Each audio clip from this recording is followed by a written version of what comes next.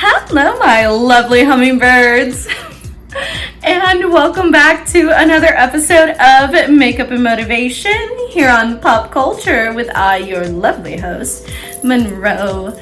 How's it going, everyone? It's been a minute. What's up? Now, to all of my Spotify listeners, if you are listening in audio-only mode and you have not yet checked out Chapter 29, which is up on YouTube, you should definitely go ahead and do that. Because there is the space where I kind of give a whole lowdown on what's been going on and why I've been gone for so long. But as today's episode states, I'm a Barbie girl in a Barbie world. It's fantastic. Wrapped in plastic.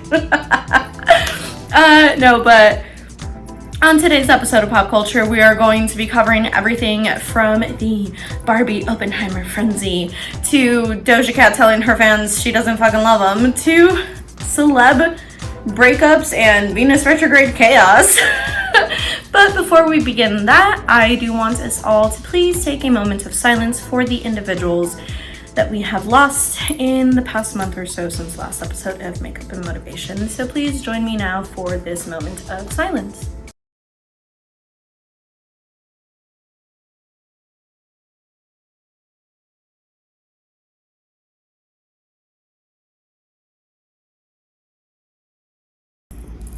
Thank you all for joining me in that moment of silence. I really appreciate it. Now, as you can see the bright pink shirt on that we got going on, we are going to, of course, do a Barbie-inspired look, because how can we not?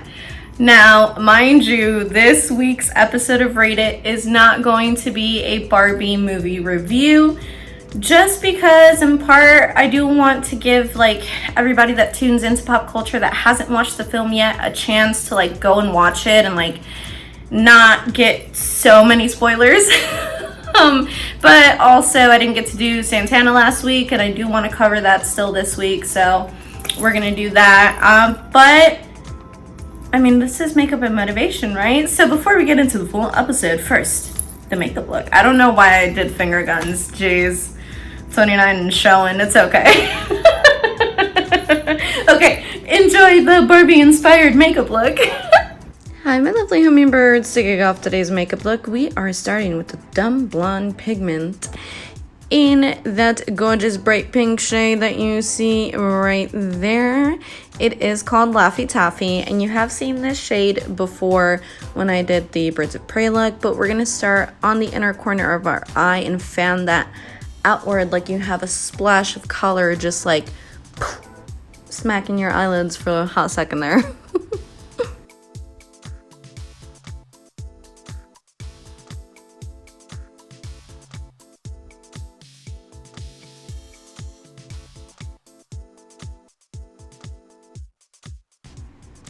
Now, once we've gone ahead and fanned that out, we're going to go in with the Zulu by Juvia's Place in that gorgeous golden shimmery, pink shimmery shade that you see there, that rose gold, and you're going to apply that outward in and then inward out to feather it and kind of remove how bright that, not bright, but more the intensity of that pink, and just really blend them together.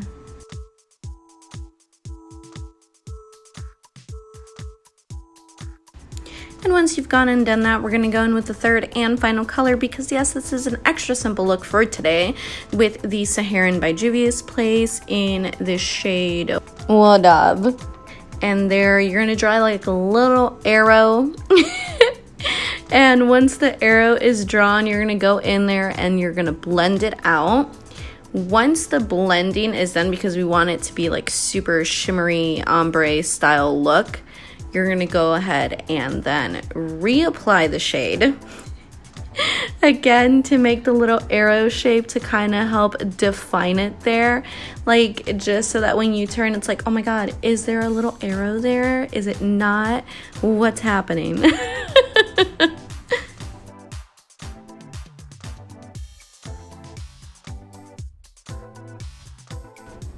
Alright, Alright, now that that's done, I'm going to go ahead and put on the rest of my makeup. But in the meantime, my lovely hummingbirds, feel free to join me for today's episode. I'm a Barbie Girl, where we go over what it means to be a Barbie girl. Hi, my lovely hummingbirds. How do you like the makeup look? Is it beautiful? Is it wonderful? Is it pink and gorgeous? I think so. Podcast Barbie here, bringing you all the latest bubblegum pink popping news in popular culture. How's it going, everyone? Oh my god, I couldn't do it. Hi, my lovely hummingbirds, what's poppin'? So, this is the makeup look. What do we think? Is it super cute? Is it super pink? Is it just giving makeup Barbie? I think so. I hope so. I hope you enjoyed the makeup look. It didn't come out as bright pink when I originally did this. I might have done such a heavy hand because I refused to switch my contacts out before I did the makeup look, and this is the result. So yeah, can you tell what the theme is for today? Hold on, can you see my tail?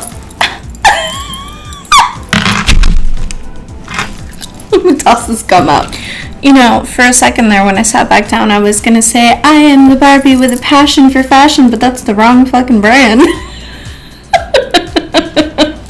How's it going, my lovely hummingbirds?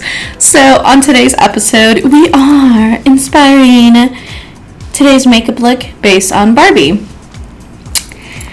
Why? Because of all the frenzy around the film.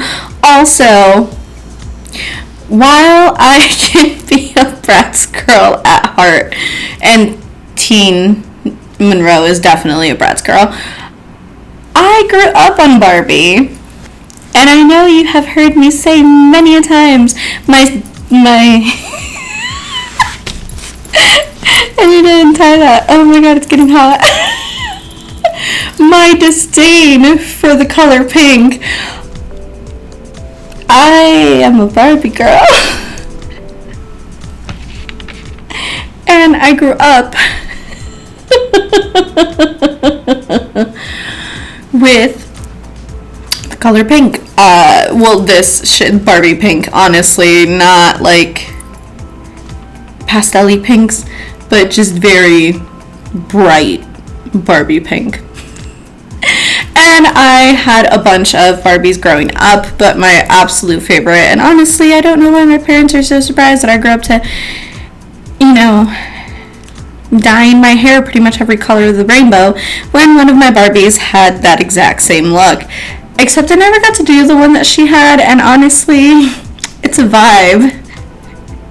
And the temptation to color my hair in that gorgeous sunset look that she had is so strong, but I'm not gonna do it. I'm not. Just thinking about it. No, the video's not gonna shift, and then it's gonna be me. Oh, I should have gotten a wig. Too late for that. Anyway, I am Podcast Barbie for today's episode. Anyway. I'm having entirely too much fun if you can't tell. So, grew up on Barbie. So excited to, you know, being a little bit, I can't even word. So excited to go and like see the film and all of that. And like I mentioned, for this week, we are not going to be doing a review of it. That's going to be for next week, because I want to get everybody that like listens to pop culture at least a week to watch the movie. By next week, Wednesday, if you have not seen the Barbie film, I'm so very sorry, but I'm going to spoil it. On today's episode, all we are covering of the movie is like everything that's been going on in the press conference. Not the press releases, but the movie premieres. Now, for the movie premieres, it's been crazy, not because anything wild per se has happened, but Margot Robbie's costume team has been absolutely killing it with the fucking outfits that she's been wearing. She has been literally copy and paste of like some of the most iconic Barbies, and honestly, I'm so here for it. She's living every Barbie girl's dream. Yes, I have three fashion inspirations in this life. 1 is Barbie, 2 is Fran Drescher, and 3 is a mix of Prince, Marilyn Monroe, and the Addams Family. But not the point. The point here is Barbie. I'm so excited. Now, Barbie has been getting a lot of hype, not just because like Margot Robbie's fashion choices, but just the overall plot of the movie, and essentially, not to give too many spoilers, Barbie goes into the real world. Obviously, when the trailer dropped, everyone was like, oh my god, her feet. And I'm just like, how many people have a foot fetish that saw that fucking trailer? Because it became one of the most watched videos on YouTube, if I'm not mistaken. And also, the film has gotten quite a bit of criticism already because of some of the things that are portrayed in the movie. Now, we're going to cover everything when we do the Rate It review. I say next week, we might do it 2 weeks later. We'll see how I'm feeling. You're definitely going to have to like, share, subscribe, click the bell notification, or follow me on my socials to stay up to date of when it drops. But, yeah. I'm very excited for the movie itself. I cannot wait to go. I already have what I'm going to wear ready to go watch this movie because I just absolutely have to see it. And yes, I could have worn a blonde wig for today's episode, but you know, Hispanic Barbie was Teresa, and Teresa did not have blonde hair, so here we are with our gorgeous brunette curls out here. Yeah, and you know, we're just Barbie. I mean, like, so many people grew up with Barbie because, and I think that's also one of the reasons that the movie itself is garnering so much attention, because it is a film that is based on a toy made since 1959 was the first Barbie, and then the first Barbies that were people of color were launched in 1980 with Christy and Teresa. And the concept of like Barbie having an existential crisis and ending up in the real world outside of Barbie Land where everything is perfect and run by women. Just, you know, seems like a great time. Also, they have like a vibrant pink carpet, and like, how can you not? There's like a pink paint shortage. I'm all for it. Margot Robbie's amazing. I love her. We love Margot Robbie on pop culture, okay? Now, another movie that is also making the rounds in theaters currently is Oppenheimer. Oppenheimer is it's a historical film essentially based around the creation of the atomic bomb by J. Robert Oppenheimer. Now, Cillian Murphy and Florence Pugh are like two of the main cast members, and honestly, with that alone, I'm sold to go watch it. Movie theaters are going to be taking all of my money right now.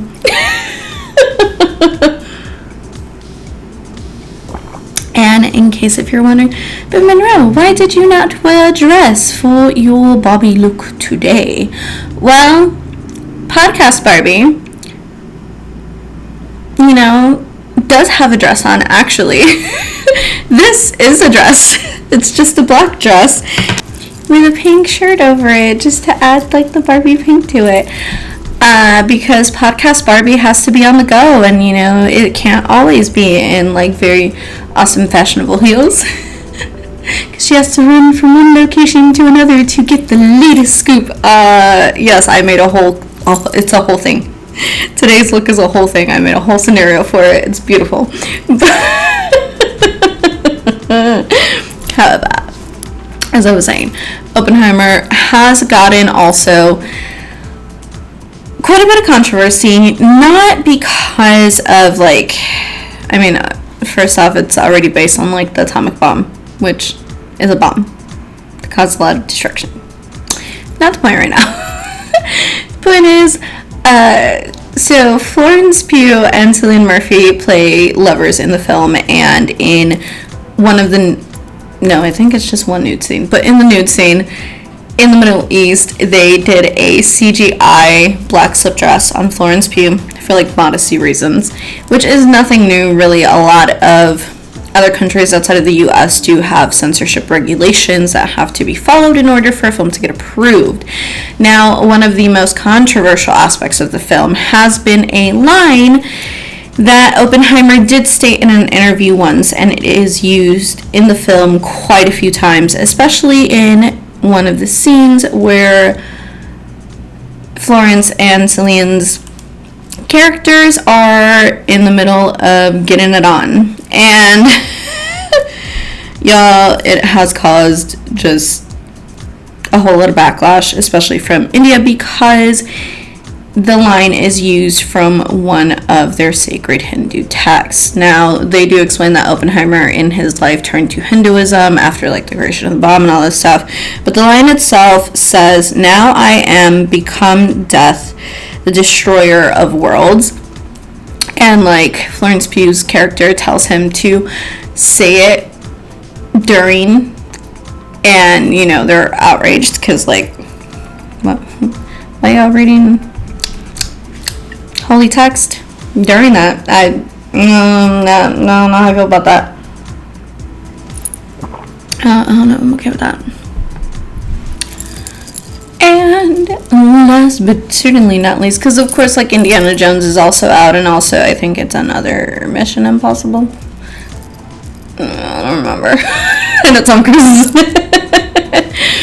But Sound of Freedom. Now, Sound of Freedom did have a more limited release. There was a lot of issues with the film even coming to the big screen.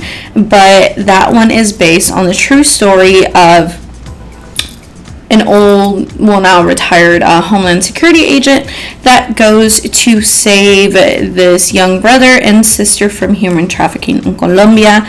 From what I've seen from people that have gone to see the movie, it is a very, like, well done film. I do want to check it out. I know it's not going to be such an easy film for me to watch, just because, like, I don't know, when it's things like that involving kids, it just, like, ooh, brings me to tears. So definitely gonna take my tissues on that one. But yeah, let me know, have you guys watched any of these yet? If you have, go ahead down in the comments, tell me what you thought, tell me what you think about the films. Don't put any spoilers in there yet, okay? Don't put any spoilers in there yet, not just for me, but for anybody else in the glittering that hasn't watched it yet.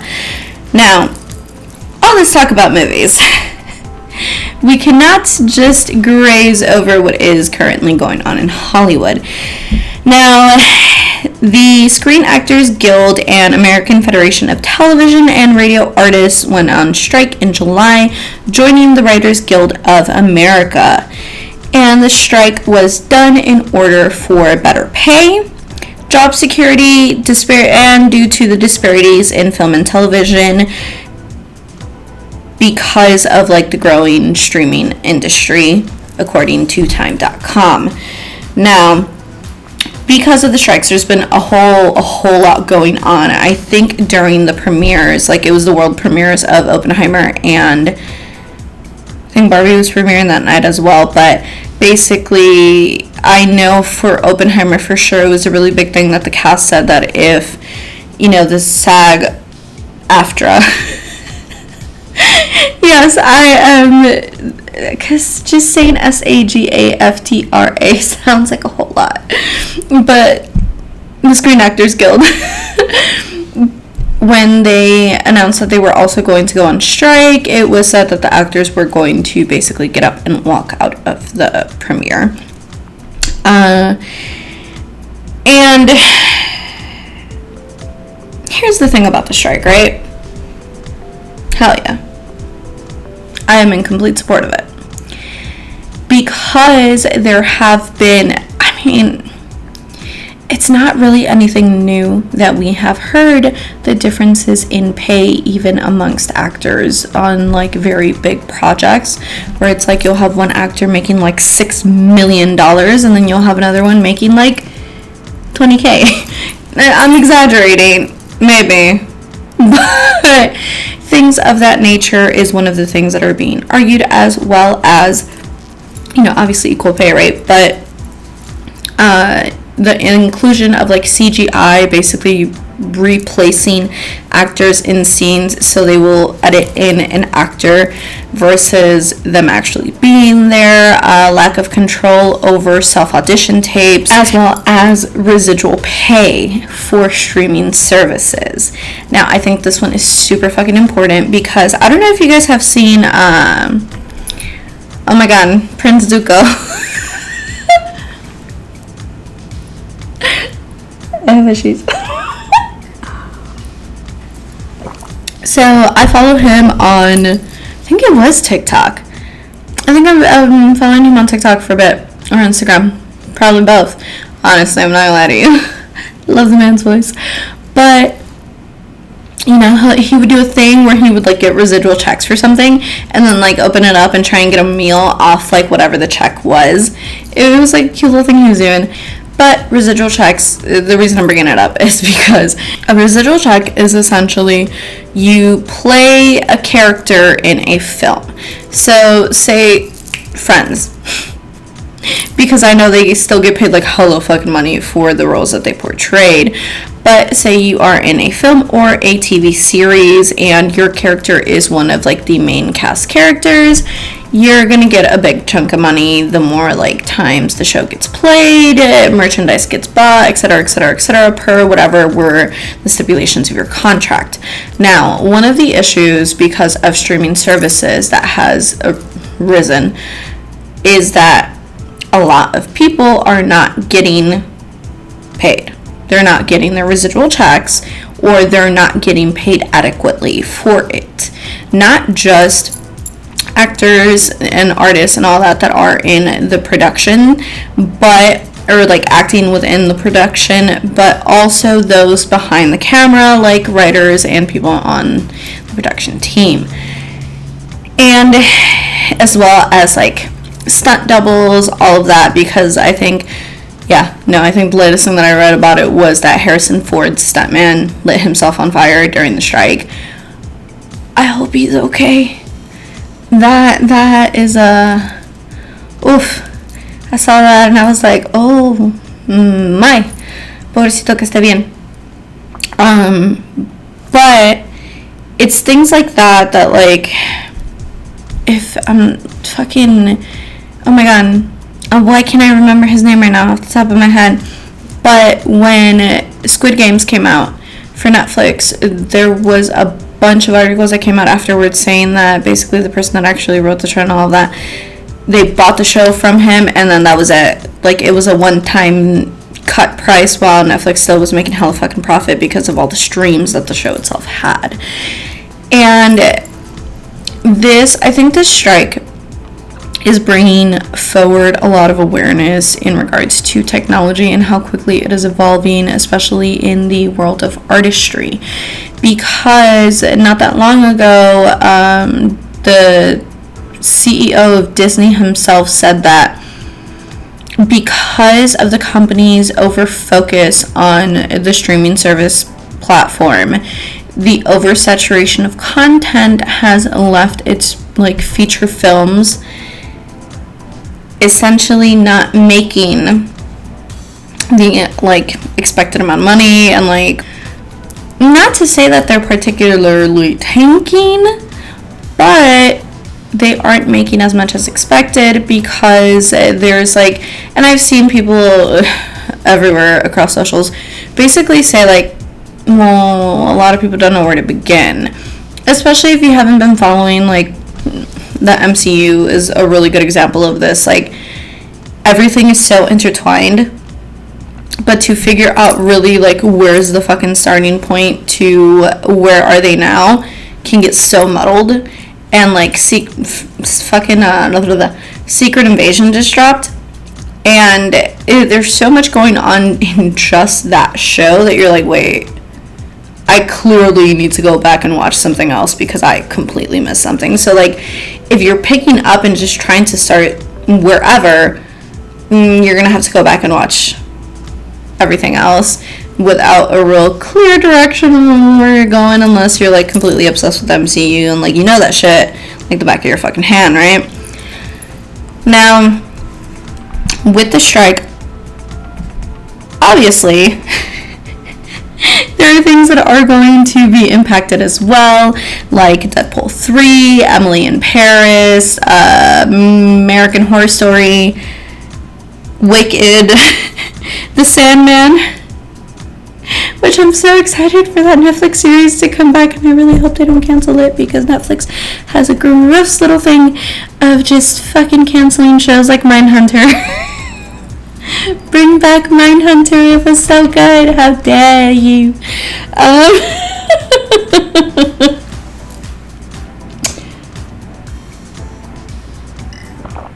But are we surprised that this is happening? Absolutely not. And to get like real spiritual on you for like 2.5 seconds, Venus is in retrograde currently in Leo, and Leo is the sign all about showing up and showing the fuck out.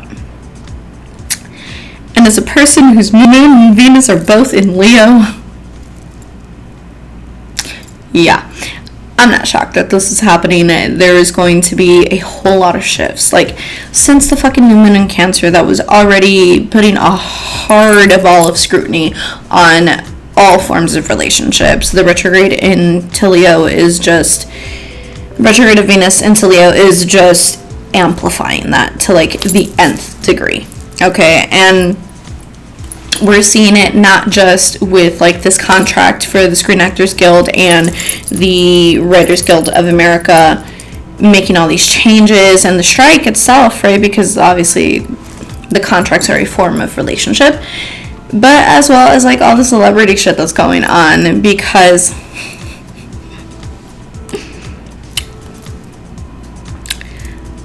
so Ariana Grande is getting a divorce. And she is dating her Wicked co-star, who is also married and just had a baby like a few months ago. So that's one of the like, what the fuck? The internet's been going in with the memes, though, I'm not gonna lie. Another thing that happened is Doja Cat basically telling her fan base that she does not love them. And you know, people did clap back. They were like, yo, the only reason you are anything is because of your fans. And she's like, well, I didn't ask y'all to do that. And like, ma'am, in the entertainment industry, is it not known that like, without the people that support what we do as artists, right, we ain't shit. Like, sin la gracia de Dios y los fans no somos nada. So like, I don't know what her thought process was behind her going off, but like, it's been a while that she's been trying to leave the music industry, because if not like maybe early this year, when she was like, yeah, goodbye, I'm like retired from the fucking music industry, and she was just kind of like done, and then ended up, I think she had a show, and then like showed up at like the Met Gala or some shit like that, somewhere along that timeline. But she's, I don't know if this is her just being like, okay, bye, I'm done, and she's just trying to peace out, or she just genuinely was like, fuck y'all, I don't care. But I think that's definitely a way of like, her fans are definitely questioning that relationship now, or asking her like, did you good, because where did that come from?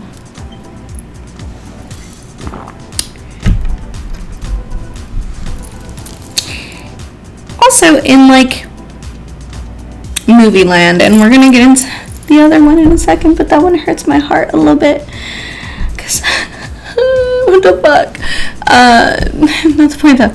So rumor has it, and I can't remember which fucking, I think it might have been comicbook.com or Unilad, one of the two, but it's rumored that JLo has a specific set of rules for Ben Affleck to follow if he does end up getting cast in Deadpool 3. Now, it is confirmed that Jennifer Garner, who is Ben Affleck's ex, is cast in Deadpool 3, and she will portray her role as Elektra. And the rumor is that, you know, they're trying to get him on board to come back as Daredevil. And, I was reading the fucking article, and basically, the rules that JLo had were, she's allowed on set at all times whenever and just can do pop-ins whenever the fuck she feels like it. He has to be part of, I think all the press releases. Not her, but, Ben, I guess, to, help him, right, in upping his whatever role within the film.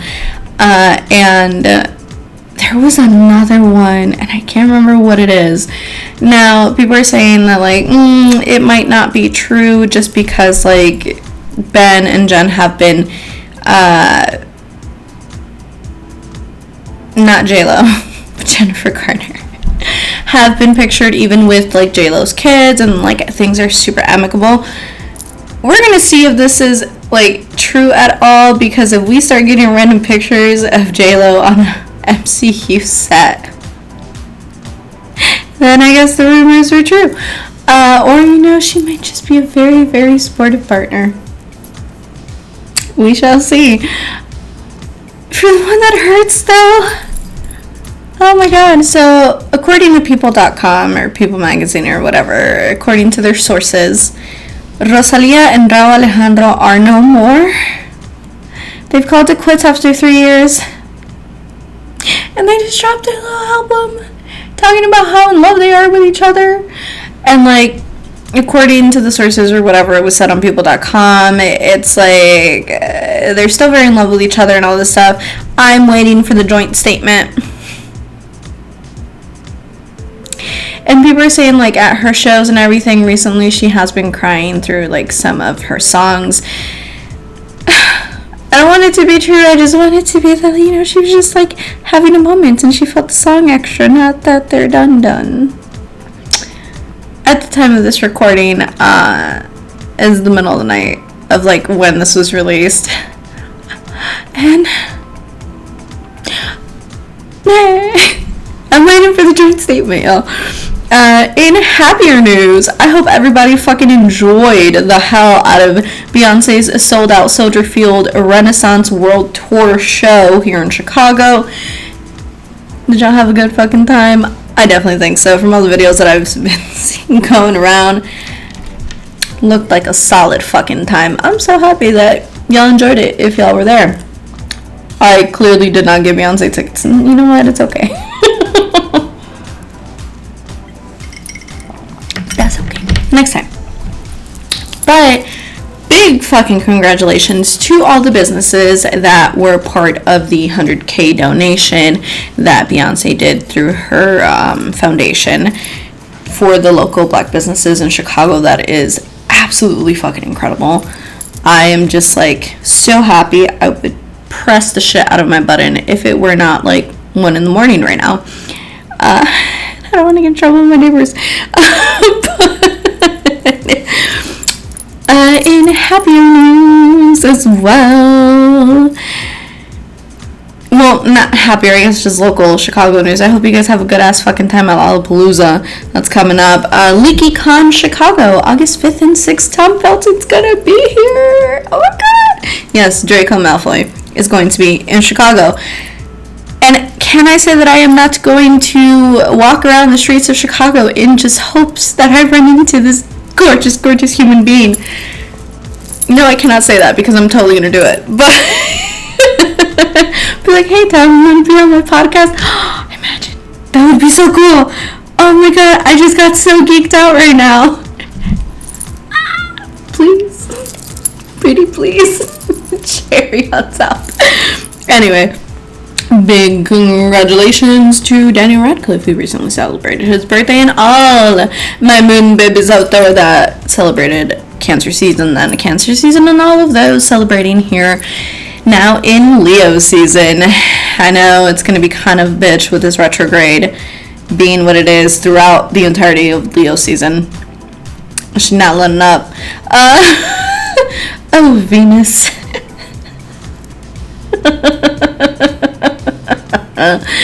And it's gonna be chaos in the relationship sector, y'all. I already done goofed. It said do not act. What the fuck was the thing I was reading? I don't know. This page I follow on Instagram was like, do not act impulsively based on your emotions. And I was like, pew pew. And then I read it the next morning and I was like, unsend.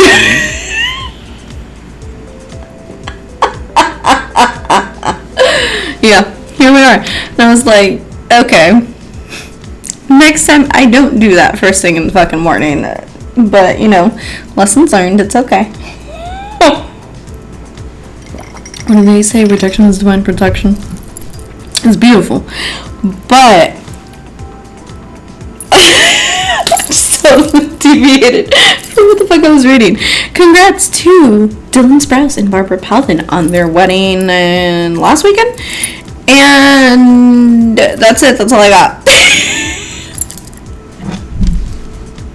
That is all that I have for you for today, my lovely hummingbirds. Except, we're going to talk a little bit about what it means to be a Barbie girl. By that, I mean like Barbie girl energy. What is Barbie girl? What does that mean? Monroe, what are you talking about? Well, the official Barbie girl slogan. Before we get into the Barbie girl slogan, I totally just fucking forgot. Que viva México, cabrones! To el equipo de México por haber ganado el campeonato de la Copa de Oro. Again, I am so happy. I'm so proud of them. Yay. Yes, I love soccer. Now, as I was saying, what does it mean to be a Barbie girl? Well, if you have followed along with pop culture for this fucking long, yes. Okay.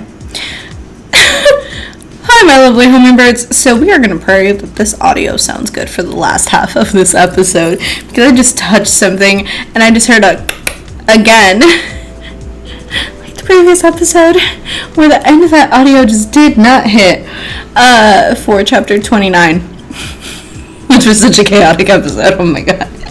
I love y'all. If y'all watch that shit to the end, I love you so, so much. But if you have stuck around with pop culture from the jump, from the start of this fucking podcast, from when it was just on Anchor, pre-Spotify acquisition, when, you know, I was still part of LLP Media, all of that good shit, you know, pop culture has always been a little bit of everything. And I've always tried to incorporate a little bit of every aspect of the things that I like throughout this podcast series. Now, can I say that my love for Barbie did not influence this in any way? I cannot. Because the Barbie girl slogan is, you can be anything. And, you know, I really took that to heart as a little girl, apparently, because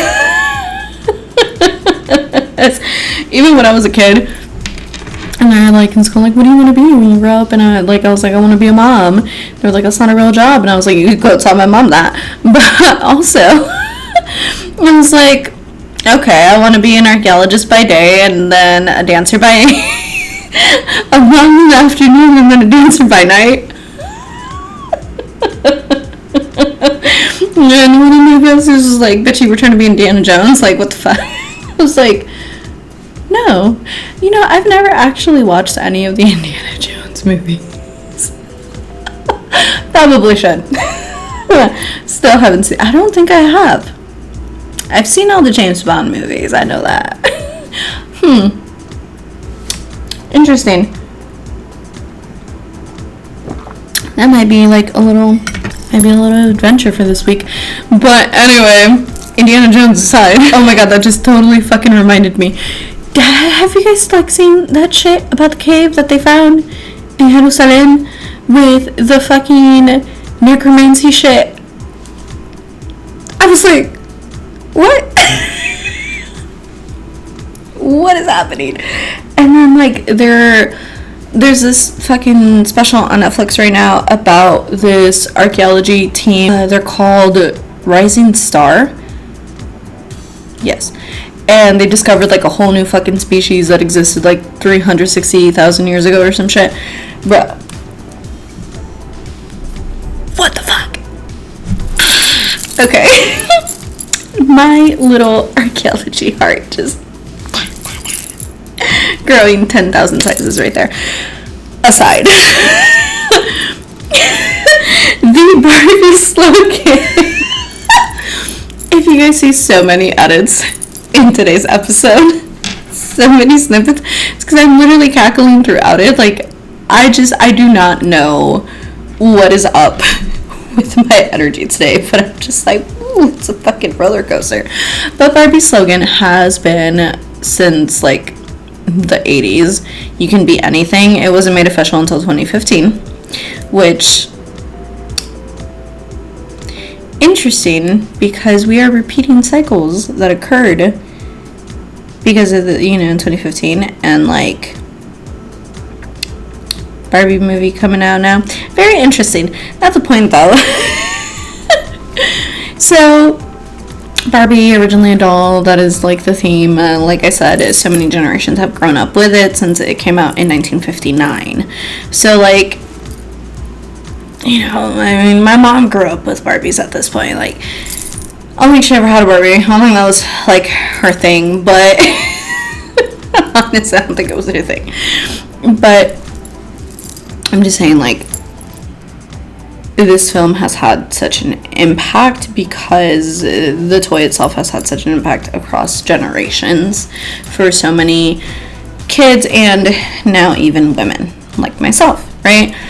The doll not only represented like, a fun new toy to play with, but also it represented like the realm of possibilities available for young girls. Like, you can literally be fucking anything. Barbie's whole thing was like, there was, President Barbie, astronaut Barbie, fucking Malibu Barbie, obviously.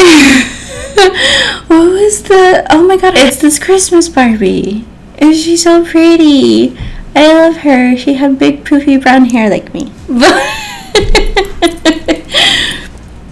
I think, I don't know, being a Barbie girl is really just about embracing yourself. And okay, I'm gonna get so corny, and I wrote a little thing, and it's a bunch of like Barbie movie quotes. Oh my god, so this fucking TikToker, I can't remember their handle, but they were like, we should gatekeep the Barbie movie as hard as Marvel fans do Marvel. Like, do you know who Bibble is? Have you seen Barbie? Barbie as Rapunzel, Barbie as Swan Lake, Barbie in the Nutcracker.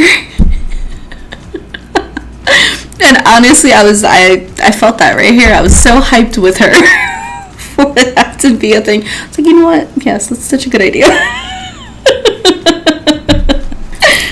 What does it mean to be a Barbie girl? Well, my lovely hummingbirds, a Barbie girl is the knowing that you can be anything as long as you go out to live your dream and you remember that you are braver than you think and that anything is possible because love and imagination can change the world. Yes, those are all Barbie movie quotes.